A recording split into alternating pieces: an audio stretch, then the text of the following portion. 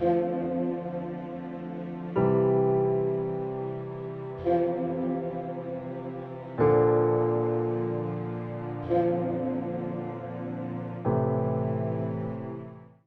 کے زندہ کلام میں سے ہمارے لیے آج کی تلاوت احبار کی کتاب اس کا 19واں باب پہلی سے دوسری اور پھر 11ویں سے 18ویں آیت۔ اور خداوند نے موسیٰ سے کلام کر کے فرمایا، بنی اسرائیل کی جماعت سے خطاب کر اور کہہ کہ تم پاک ہو جاؤ، کیونکہ میں خداوند تمہارا خدا پاک ہوں۔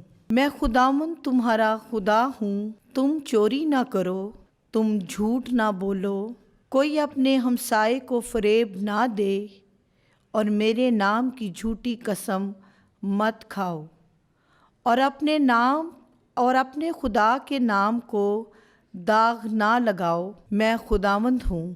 تو اپنے پڑوسی پر ظلم نہ کر، نہ اس کا کچھ چھین لے، اور مزدور کی مزدوری تیرے پاس اگلے دن تک نہ رہے۔ تو بہرے کو گالی نہ دے، تو اندھے کے آگے ٹھوکر لگنے والی چیز نہ رکھ، اور اپنے خدا سے ڈر۔ میں خداوند ہوں۔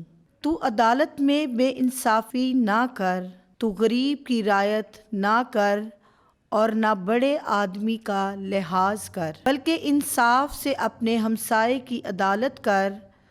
تو چغل خوری کرتا ہوا اپنی قوم میں مت چل پھر، اور اپنے ہمسائے کے خون کے خلاف کھڑا نہ ہو۔ میں خداوند ہوں۔ تو اپنے بھائی سے اپنے دل میں بغض نہ رکھ، بلکہ اس سے برملا سرزنش کر، تاکہ تو اس کے باعث خطا کار نہ ٹھہرے۔ تو اپنی قوم کے فرزندوں سے بدلہ نہ لے، اور نہ ان سے کینہ رکھ۔ تو اپنے ہمسائے کو اپنی مانند پیار کر۔